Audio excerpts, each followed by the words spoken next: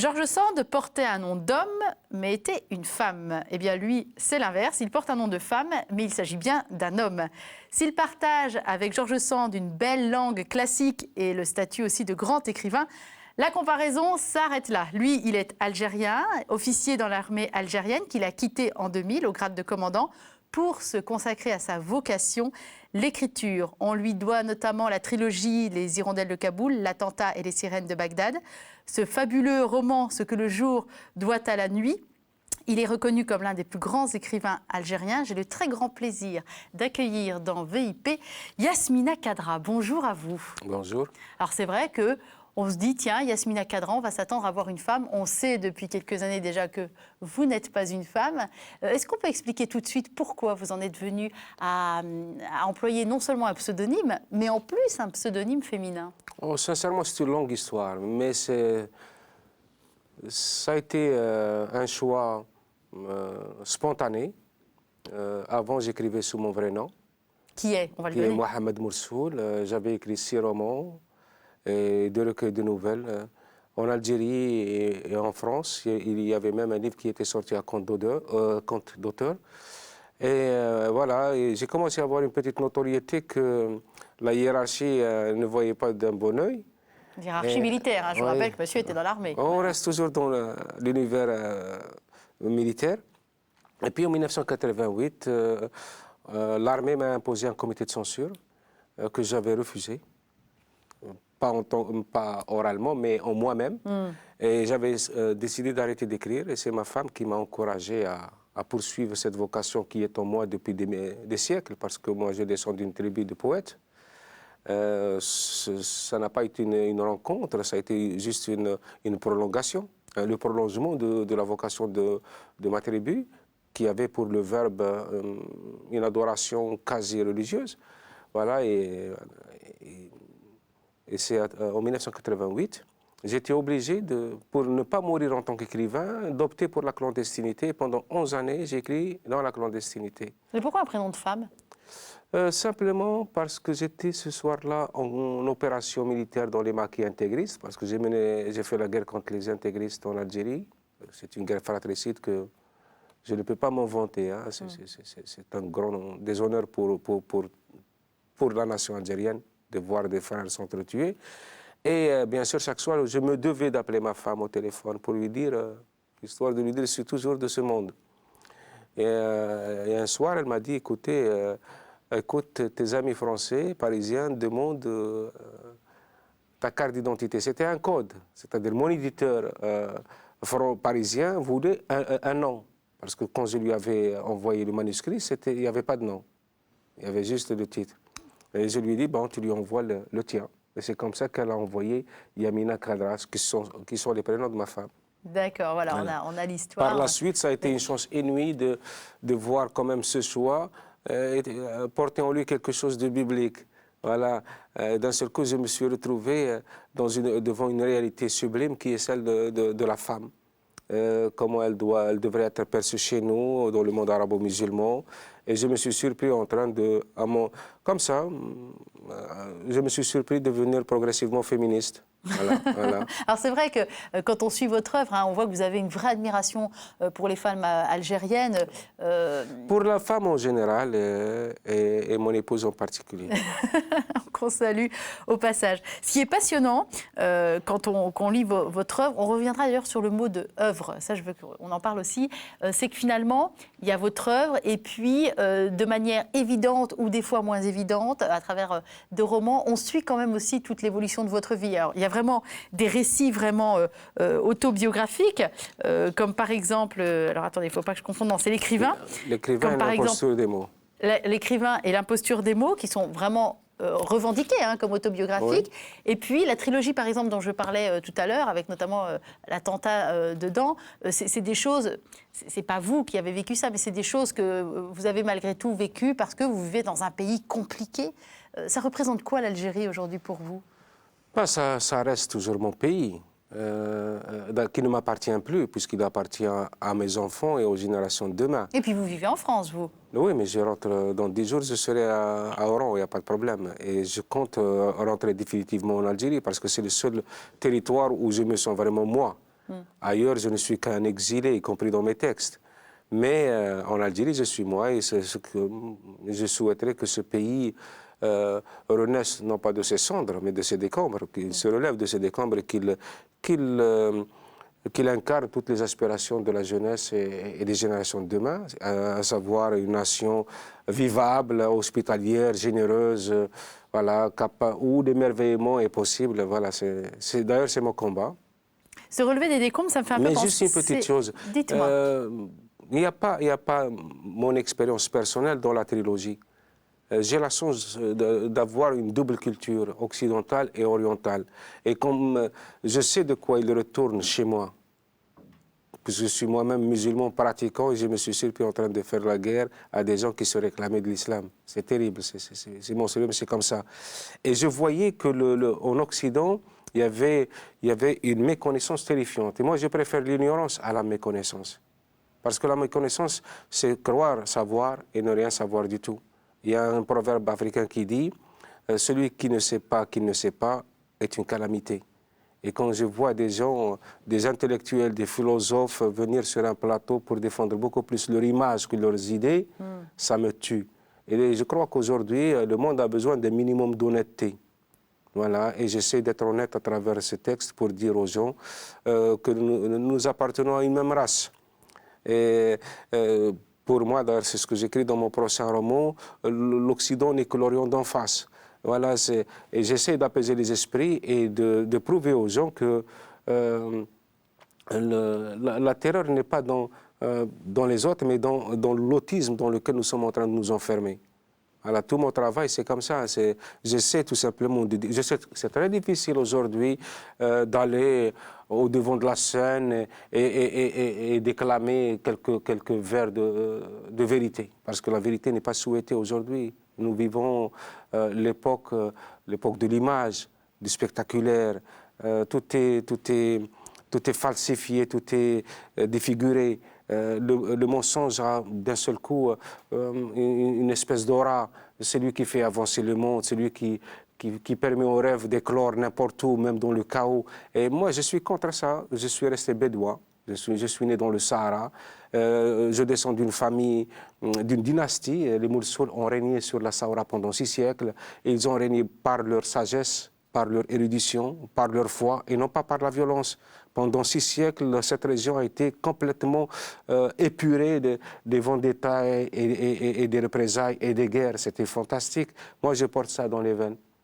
Les gens aujourd'hui s'étonnent. Oui, un militaire qui écrit. Beaucoup de gens m'ont dit, Monsieur Khadra, jamais on a pensé ouvrir vos livres à cause de cette présentation ancien militaire. Que vient faire un militaire dans la littérature?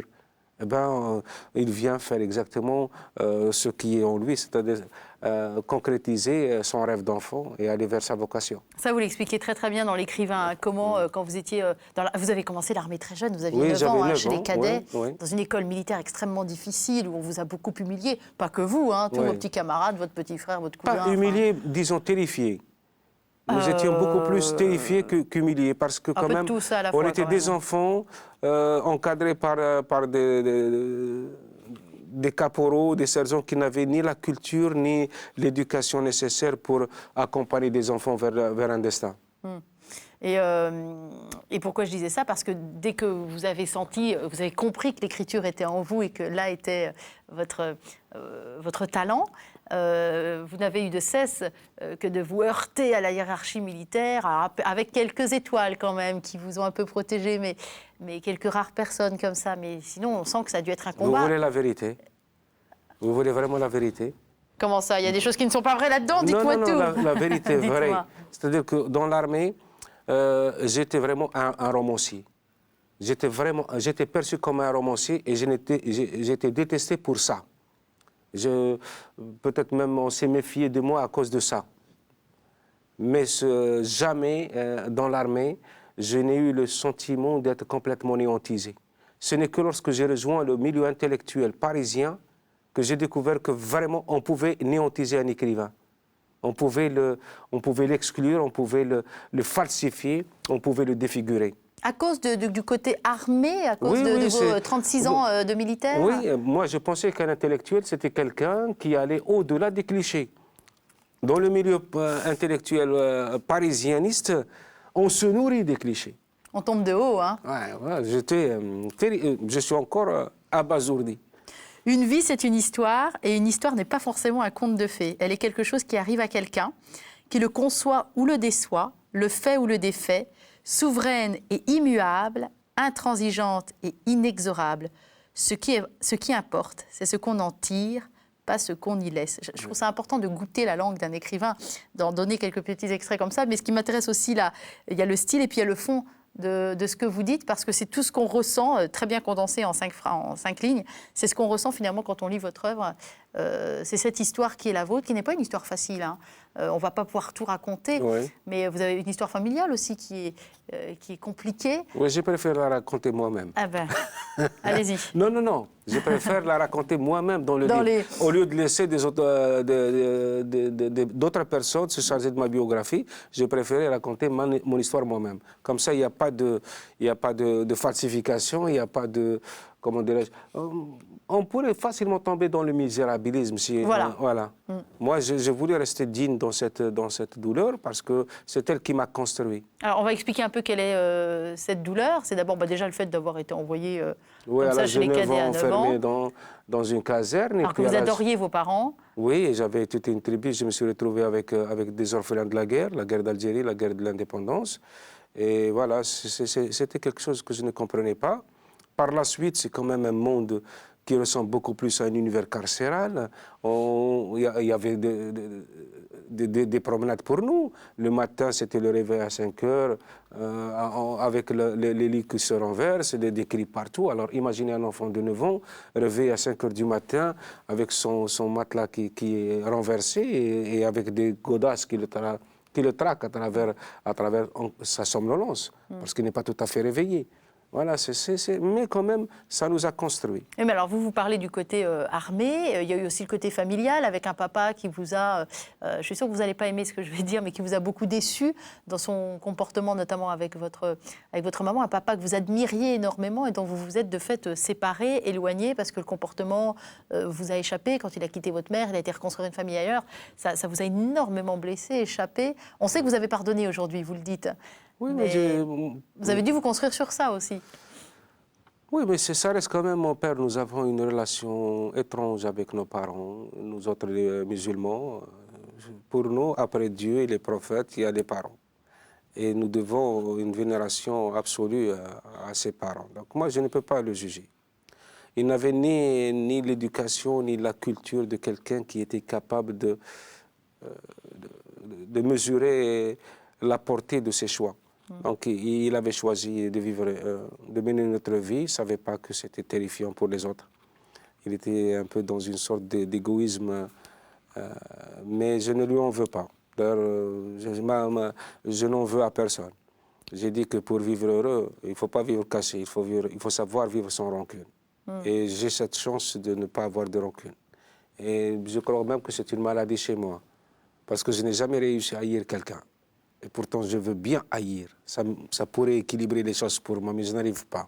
C'est une bonne maladie, non? Je ne pense pas. Ah bon? Non. C'est une très, très mauvaise. C'est une vilaine maladie. Il faut savoir haïr, parce que c'est comme ça que l'on prenne de chaque chose un repère. Et quand on n'a pas de haine, moi, je n'arrive pas à haïr. Mais d'une manière générale, je trouve que le sentiment de l'amour transparaît à travers, d'une manière ou d'une autre, par un personnage ou par un autre. On le retrouve dans tous vos romans, de l'amour magnifié. Dans le dernier, L'Olympe des Infortunes, vous parliez tout à l'heure d'un pays, l'Algérie, qui ne devait pas renaître de ses cendres, mais se relever de ses décombres. Oui. C'est une fable, ça peut peut-être même être une métaphore de l'Algérie, cette sorte de décharge entre la mer et la ville où survivent des êtres libres. Oui. Des êtres libres, c'est très important, qui ont choisi de ne pas être clodo en ville, qui préfèrent être clodo à la campagne, c'est un peu ça, dans une misère noire et absolue. Est-ce que c'est un petit peu l'Algérie dont vous parliez ou pas du tout? Non, finalement, dans L'Olympe des Infortunes, c'est chez Julliard. C'est l'homme devant la mondialisation, c'est l'homme qui devient de moins en moins humain, qui s'inscrit dans une évolution absolument dangereuse, à savoir la course éperdue La rue est perdue sur le clinquant illusoire, sur l'éphémère, sur peut-être la petitesse. On fait les choses roturières de la vie, parce que pour moi, la noblesse, elle est beaucoup plus dans l'âme que dans le matériel. Voilà. Et ce que je vois aujourd'hui, c'est qu'on a un regard... Jean-Jacques Rousseau définissait l'animal comme étant une créature dont la douleur se limite à sa propre souffrance. Et quand je vois autour de nous le monde, comment il évolue, comment certains sentiments sont réduits à peut-être de petits appétits de rien du tout, je me dis que nous sommes peut-être pas loin de l'animalité.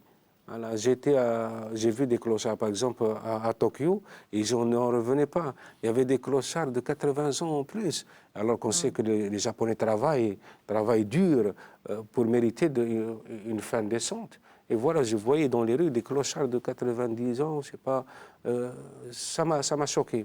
Et on n'a pas, l'empathie est en train de rétrécir comme peau de chagrin. D'ailleurs, nous sommes constamment dans le chagrin. Et c'est dommage parce que j'ai écrit aussi dans le prochain roman que depuis la nuit des temps, c'est toujours la nuit.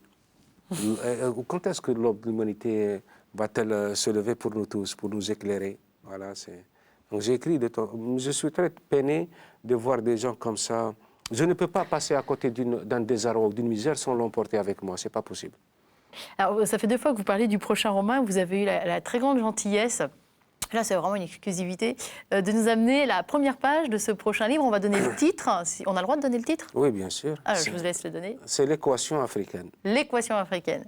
Ça promet, comme dirait l'autre. Et on peut peut-être en lire, puisque vous nous l'avez amené, on va en profiter, la première page. Est-ce que vous voulez bien nous la livrer pour qu'on goûte une fois de plus la langue de Yasmina Khadra? Parce que c'est vrai que ce qu'on aime aussi chez vous, c'est cette langue, cette belle langue classique, et qui en même temps est matinée de petites choses personnelles bien à vous. Vous injectez un vocabulaire... Ma sensibilité d'Algérien. Oui, voilà. Puis aussi un vocabulaire, des fois, on trouve des mots, on n'attendait pas ce mot-là à cet endroit-là. Oui. Et ça fonctionne très, très bien. Ceux qui ont déjà lu notre invité voient très, très bien de quoi je veux parler. D'abord, je commence par demander pardon. J'ai une diction qui est horrible et c'est mon plus grand complexe. Ah, quand je lis, on vous pardonne bien volontiers. Oui, d'abord, je parle avec un accent qui est terrifiant.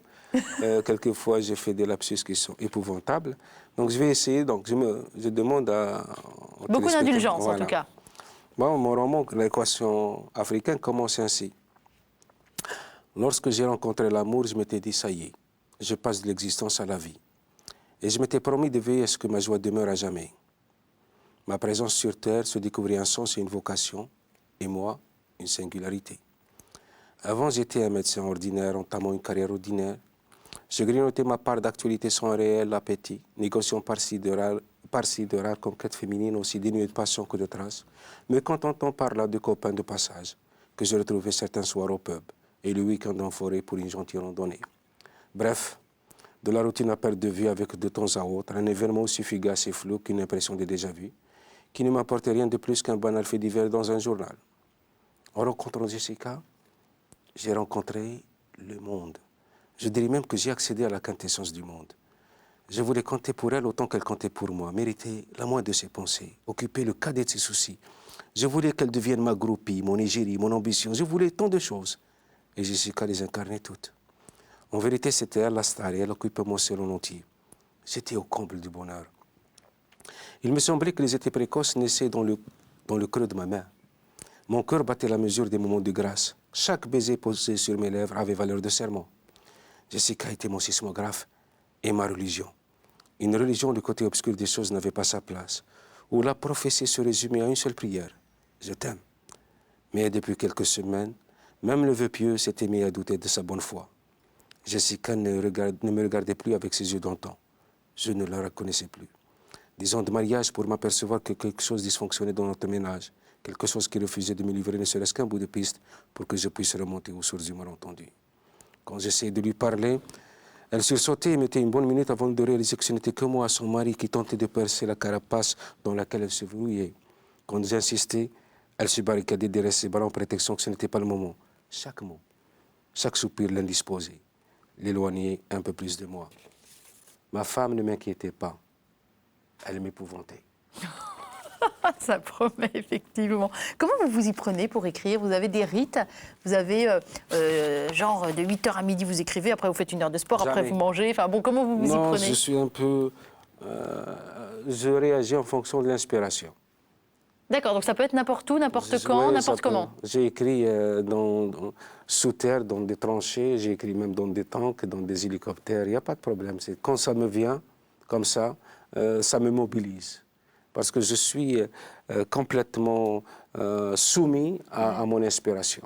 Quand un personnage vient me convoquer, même si je suis en plein, je ne sais pas, en plein chaos, c'est lui qui a la priorité. Oui, c'est assez impressionnant. C'est une petite, c'est une petite dictature consentie, en fait. Oui, j'ai toujours dit que j'étais le nègre de mes personnages. Voilà. Et j'adore. Parce que je sais que c'est l'essentiel de ce que je pourrais donner aux autres. Pour moi, j'écris par amour, j'écris parce que j'aime. J'aime partager, puis j'écris pour récupérer le monde qui m'a été confisqué, pour essayer de me croire citoyen du monde, apporter ma petite pierre à l'édifice de l'humanité. Voilà, j'écris pour ça. Et je suis très heureux de voir que mes textes sont un encouragement perpétuel.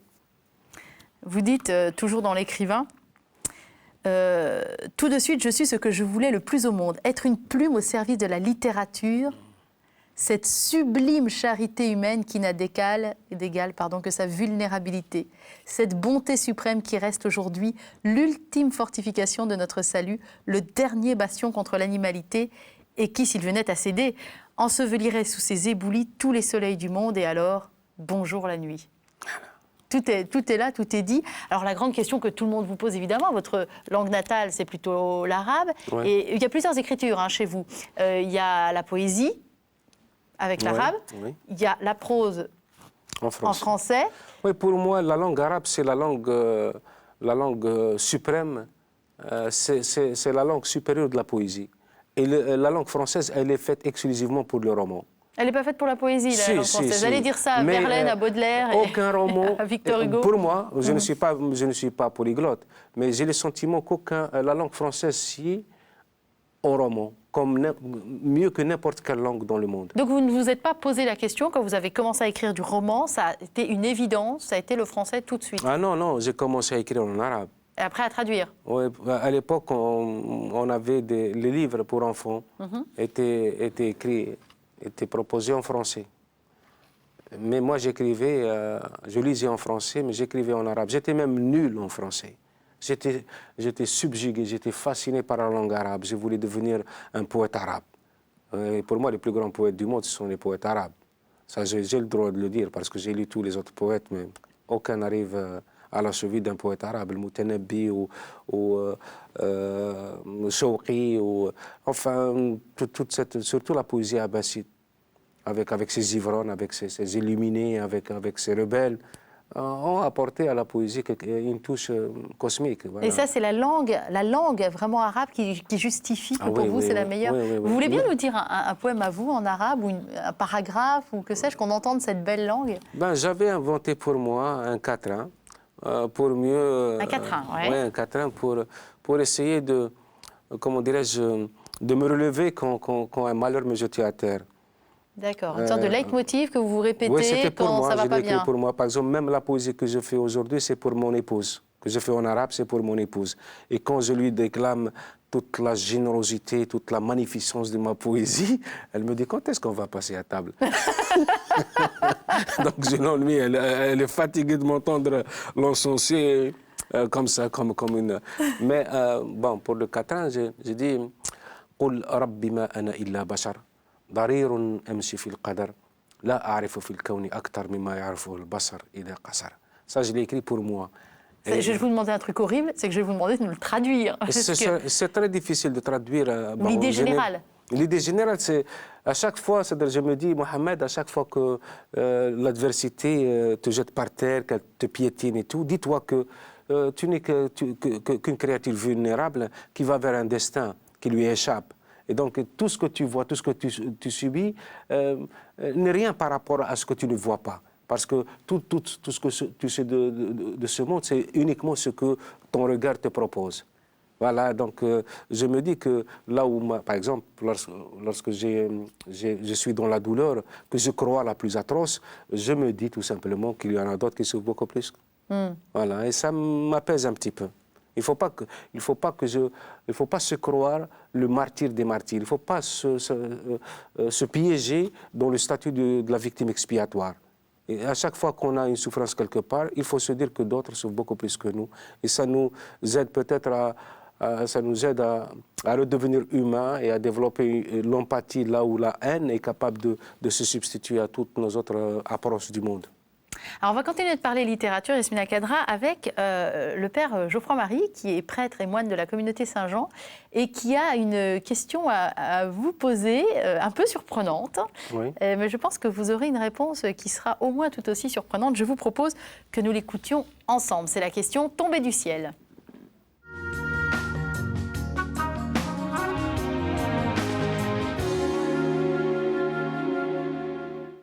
Bonjour Yasmina.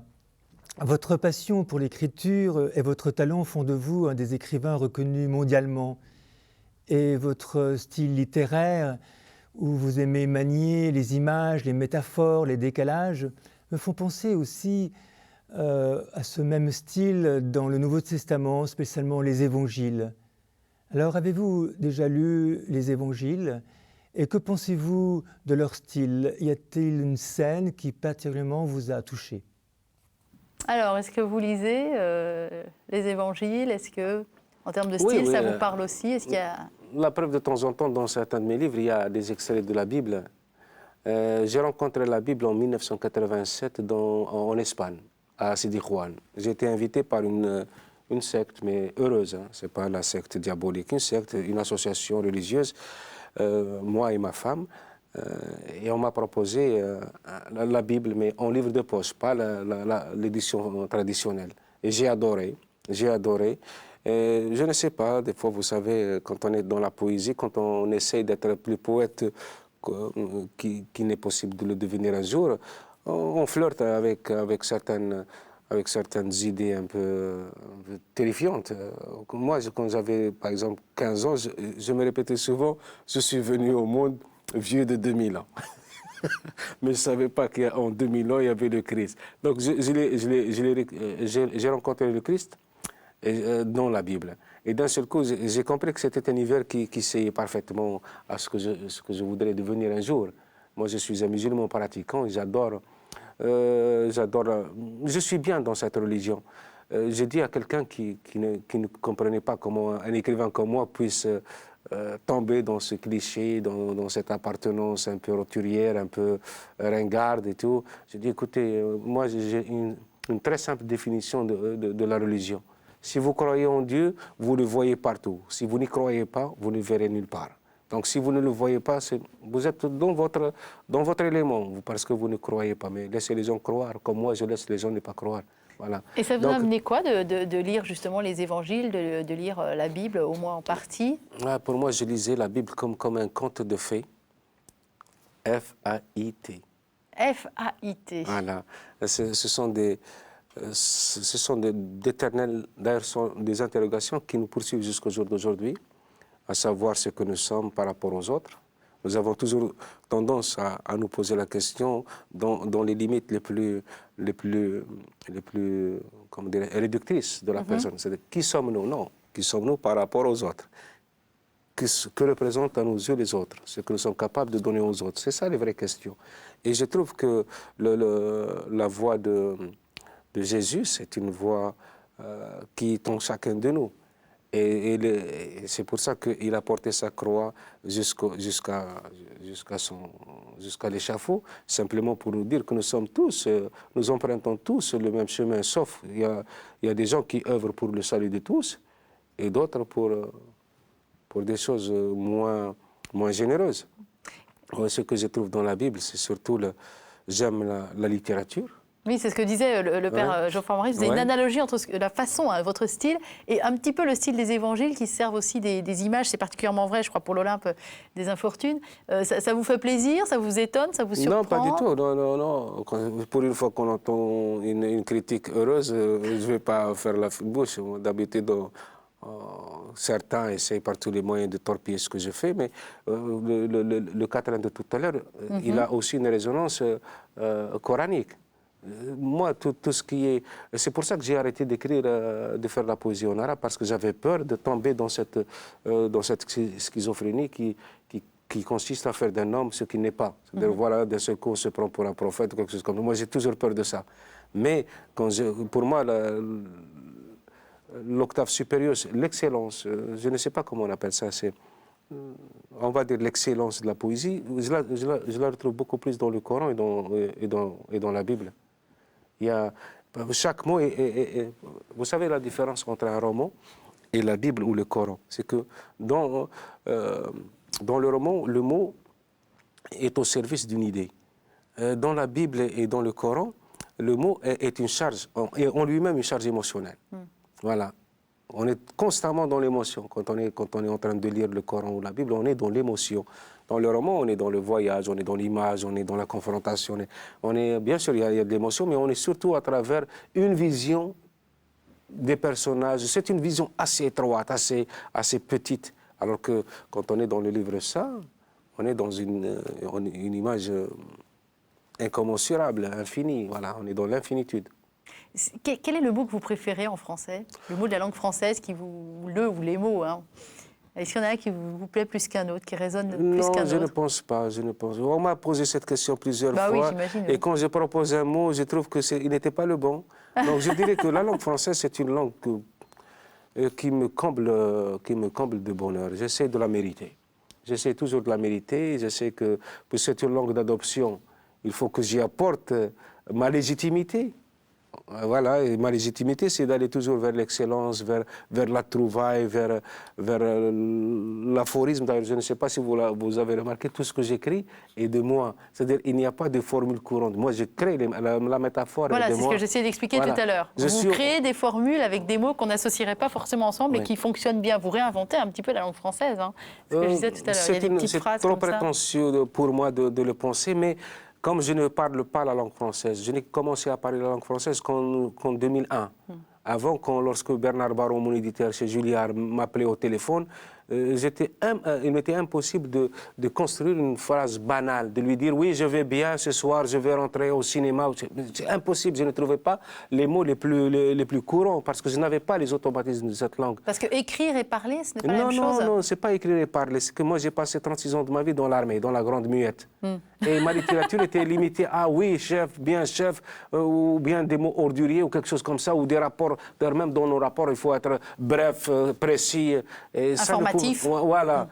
C'est pas quelque chose qui pouvait nous donner la possibilité d'élargir un peu le domaine de notre expression ou de notre vocabulaire. Donc voilà, j'étais nul. Donc, même en arabe, maintenant, quand je passe sur les chaînes arabes, j'ai beaucoup de difficultés à m'exprimer. Parce que j'ai perdu les automatismes de cette langue. Et une langue, c'est comme n'importe quoi. Il faut que, je ne sais pas... il faut pratiquer, en tout cas. Il faut pratiquer, l'avoir en bouche. Voilà. Oui. L'immersion ne peut pas se faire sans la pratique permanente d'une langue. Moi, je n'ai pas ça. Albert Camus, c'est un écrivain français ou un écrivain algérien pour vous? Pour moi, c'est un écrivain algérien. Voilà. Il est contesté chez nous. On lui reproche son côté homme. Moi, je ne vois en lui qu'un écrivain et je trouve que c'est un écrivain sublime. Maintenant, si j'étais à sa place, qu'est-ce que j'aurais fait? Peut-être la même chose. J'aurais tout fait pour garder mon Algérie. J'aurais défendu bec et... Parce qu'il n'avait pas d'autre patrie. Il ne pouvait pas chanter la France mieux que l'Algérie. Il ne pouvait chanter aucun autre pays mieux que l'Algérie. Et chez nous, moi, je subis aujourd'hui ça. C'est qu'on essaie toujours de réduire la dimension d'un écrivain à une position politique. Parce que c'est le seul moyen de ramener son art à la portée de n'importe quel... Oui, mais parce que vous, à l'instar de Camus, d'ailleurs, vous avez aussi écrit des articles dans la presse pour prendre parti. Donc c'est d'autant plus facile de vous attaquer là-dessus parce que vous avez pris des positions. Et Camus, avec son journal Combat, prenait position aussi. Oui, bien sûr. Et c'est comme ça que... nous sommes un petit peu... Vous savez, je suis très en colère contre les gens qui n'arrivent pas à dissocier l'écrivain de l'homme. Je suis très en colère. on est écrivain dans le texte et nulle part ailleurs. On peut aller sur un plateau de télé et faire étalage de sa cuistrerie ou de son pédantisme ou de sa faconde, mais on n'est jamais vraiment vrai que dans le texte, parce que pour moi le texte c'est l'ADN de l'écrivain. J'ai dit une fois j'avais dit il y avait un académicien qui essayait de m'expliquer pourquoi j'étais réticent quand il s'agit de me consacrer, parce que ceci, parce que cela. Pour l'Académie française ? Oui, oui. Ouais. Et je lui ai dit, monsieur, si vous n'avez pas réussi à m'identifier à travers mes textes, c'est que vous n'avez rien à voir avec la littérature. Il a dû très bien le prendre, cet académicien. Oui, mais c'est une réalité. On va être gentil, on ne va pas vous demander son nom. Non, mais c'est une réalité. Comment peut-on, jusqu'au jour d'aujourd'hui, se prétendre de la littérature et ne pas reconnaître un écrivain à travers son texte? Mais tout est là. Tout est là, c'est la nudité de l'écrivain. Mais voilà, moi, j'ai eu la chance de découvrir les grands auteurs tout seul comme un grand. On était à l'école des cadets, et à l'école des cadets, on n'avait pas... La radio était interdite. La presse était interdite, tout ce qui ne relevait pas de la bibliothèque était interdit. Tout ce qu'on avait, c'était 2 heures de télé le dimanche après-midi pour le match de foot. Et le caporal était là. Dès le coup de sifflet de l'arbitre, le coup de sifflet final, il débranchait la télé et tout le monde devait sortir. Voilà, le seul univers qui nous restait, c'était la littérature. Et c'est comme ça que j'ai découvert John Steinbeck, Naguib Mahfouz, Gogol, Dostoïevski, tout ce monde-là. Et heureusement, je les ai découverts parce que tout simplement, ils nous parlaient. Voilà, ce n'étaient pas des critiques qui nous disaient « allez vers tel ou tel écrivain ouais. ». On les a découverts par amour, parce que tout simplement, c'était des gens qui nous ont touchés au plus profond de nous-mêmes.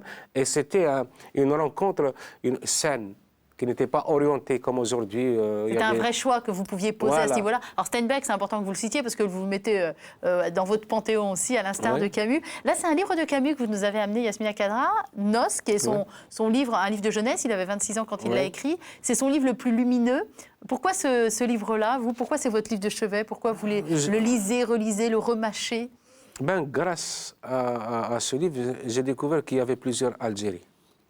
Donc on peut se permettre de l'investir partout où nous le souhaitons. Quand j'ai lu Nos, j'ai été aux endroits magnifiés par Camus. Vous les connaissez, oui? Oui, je les connais, mais je ne les perçois pas de la même façon. Ah oui, donc vous confrontez votre regard au sien. Oui, bien sûr.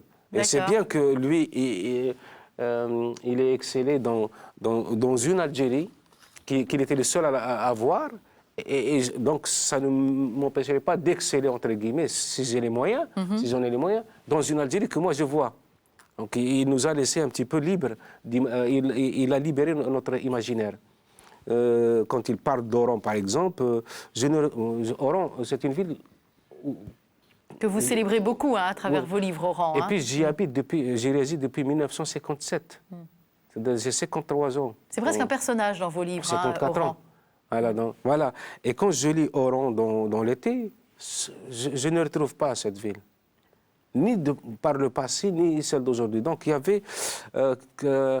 Camus avait une approche opiacée de l'Algérie. Il était constamment dans une sorte d'ivresse. Et ces fulgurances dépassaient un peu le cadre de la réalité du site.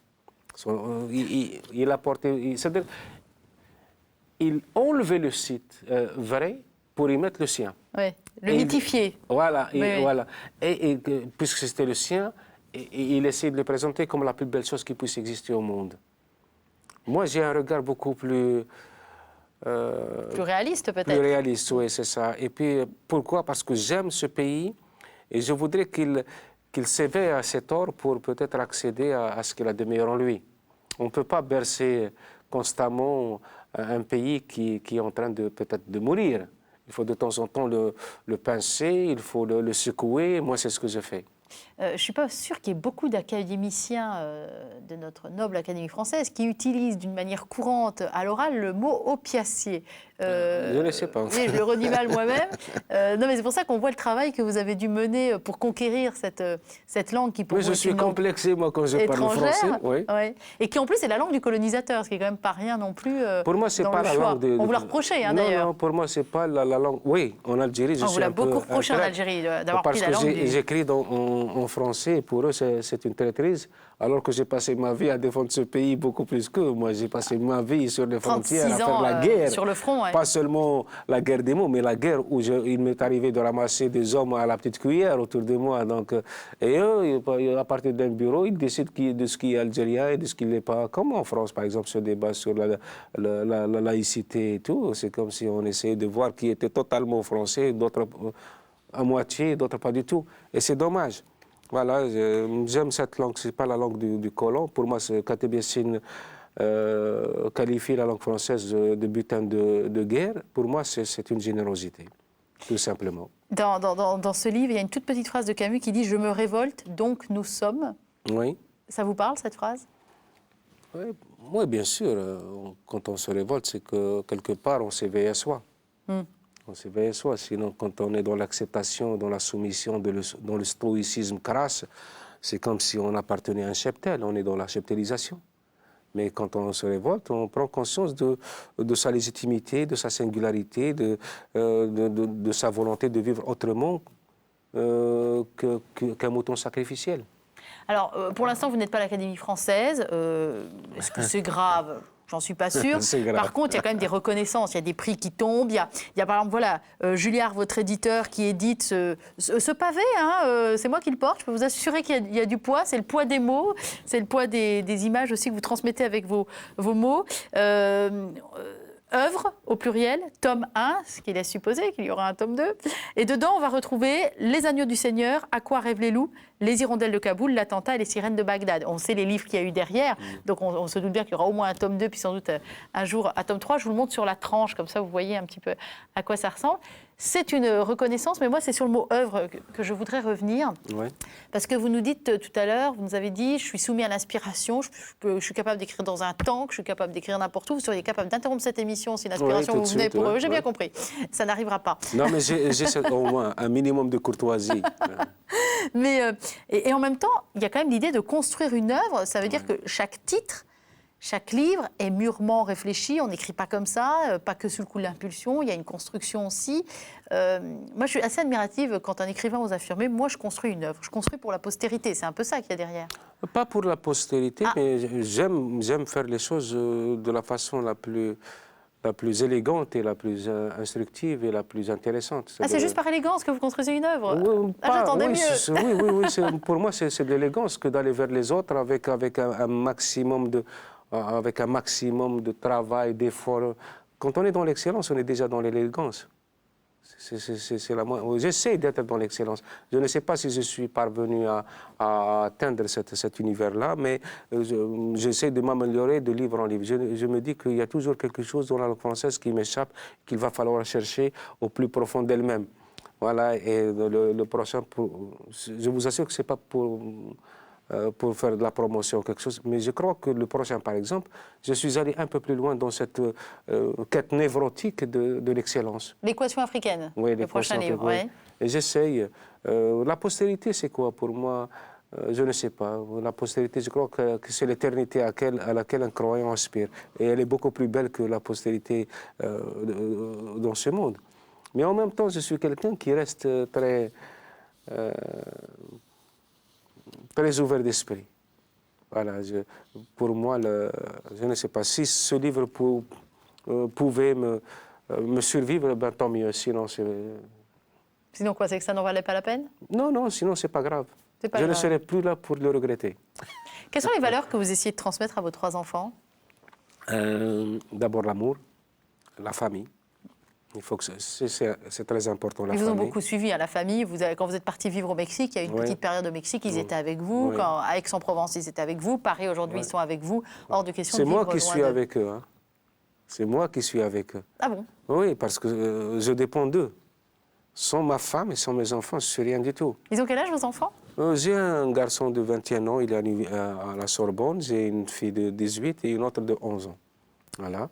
Et c'est mon univers. Je ne peux pas, de temps en temps, on m'invite sur d'autres continents et je dois d'abord savoir combien de temps je dois y rester. Si ça dépasse la semaine, je dis non. J'ai dit non. Le seul pays où j'ai été obligé de rester un peu longtemps, c'était aux États-Unis parce que j'avais 14 États à faire et 16 villes, donc de la côte ouest à l'est et du nord au sud. J'étais obligé de rester, mais j'ai beaucoup souffert. Chaque jour, ma famille me manquait. Donc pour moi, la famille, c'est important. J'essaie de leur dire que la naïveté est nécessaire aussi. C'est une bonne chose? Oui, c'est une très bonne chose, la naïveté, parce qu'elle permet aussi de croire que le rêve est possible et elle permet aussi d'aller au-delà de ce que nous proposent tous les jours les médias ou la réalité du monde. C'est-à-dire, si on s'attardait uniquement sur ce qui se passe aujourd'hui, on n'a plus aucune raison de faire des enfants. On dit à quoi ça sert de faire des enfants pour les livrer à des lendemains enténébrés, des lendemains effarants. Voilà. Mais la naïveté nous permet de croire que, malgré, quel que soit le chaos, il y aura toujours une lueur d'espoir qui jaillit quelque part. Alors, on va arriver sur les 5 dernières minutes de l'émission, Yasmina Khadra. Moi, je vous propose de passer à notre dernière partie qui s'intitule le questionnaire inattendu, Ouais. et qui est fait de petites questions qui partent un peu dans tous les sens et qui ne sont pas toujours faciles à répondre. Et ma foi, vous ferez bien ce que vous pourrez. Mais je suis sûre qu'avec Mais attention, je suis un soldat. Je suis un peu, comment dirais-je, carré. Oui. Donc, il faut que je réfléchisse, mais enfin, On verra. on va essayer. Vous verrez si vous arrivez à répondre ou pas. Il n'y a pas énormément d'enjeux. Hein. Non, il n'y a pas de problème. Rassurez-vous. Voilà, c'est l'heure du questionnaire inattendu.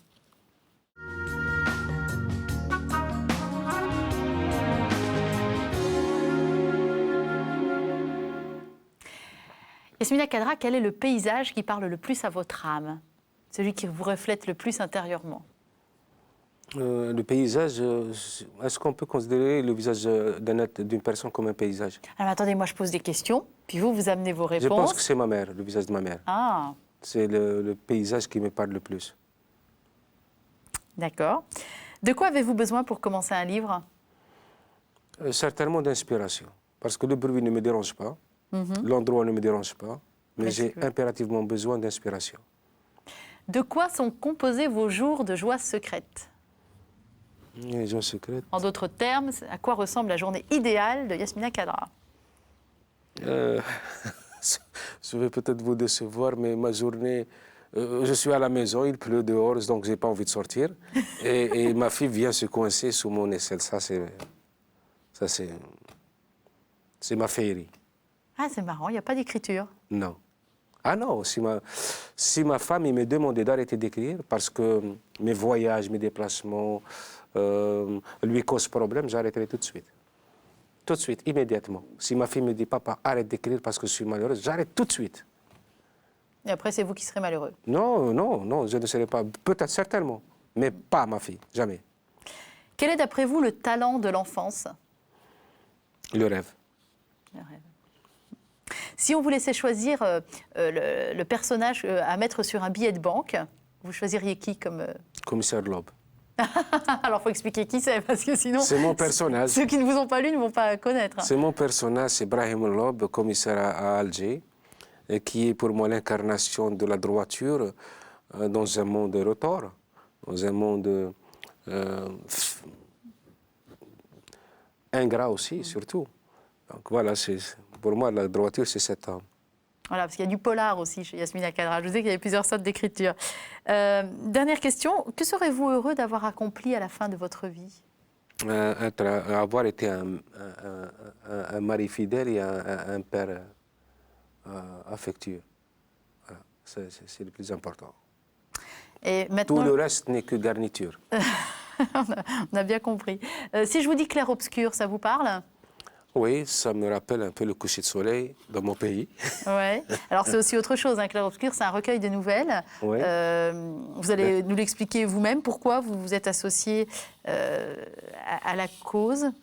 Vous avez donné votre talent d'écrivain et donné vos droits d'auteur. Hein. Quand on parle du talent d'écrivain, c'est aussi les droits d'auteur qui vont derrière, pour une cause dont vous pouvez peut-être nous parler un petit peu. Oui. Bon, j'ai donné beaucoup de mes nouvelles, beaucoup de... D'accord, parce que là, il s'agit de l'association Un sourire d'enfant, oui. Qui aide à la scolarisation et aux soins des enfants les plus pauvres. Là, c'est au Cambodge, hein. Particulièrement les enfants chiffonniers à Phnom Penh. Mais alors, visiblement, donc il y a un livre, hein, qui sort avec des grands noms d'écrivains, dont vous qui avez écrit une nouvelle. C'est pas la première fois que vous faites ça? Oui, j'ai souvent offert mes nouvelles à beaucoup d'associations. À des ONG, oui. Oui, j'ai écrit aussi des textes pour elles, des préfaces aussi. Mais tout ça, ça ne me flatte pas, ça me donne juste le sentiment d'appartenir à un monde. Voilà. Quand on voit, je suis intervenu dans beaucoup d'ouvrages, que ce soit aux États-Unis, au Pakistan, en Inde, ben, ça me remplit d'une sorte de quiétude, parce que je dis voilà, je suis en train de vivre mon monde. Vous savez, pour moi, quelqu'un qui vit pleinement son monde est celui-là qui sait aimer de chaque religion un saint et de chaque folklore un chant. Si vous pouvez faire ça, vous êtes certainement la femme la plus heureuse du monde. C'est très joli, hein, ce que vous nous dites là. Je vous remercie parce que toute l'émission était à la hauteur de cette jolie phrase. On a pu vous découvrir. Moi, j'aurais voulu que l'émission dure 3 heures parce que vous avez une vie tellement riche et une écriture tellement riche qu'on aurait pu évidemment analyser ça de manière beaucoup plus approfondie. Mais j'espère en tout cas qu'on aura donné envie de vous lire aux gens qui ne vous connaissent pas encore.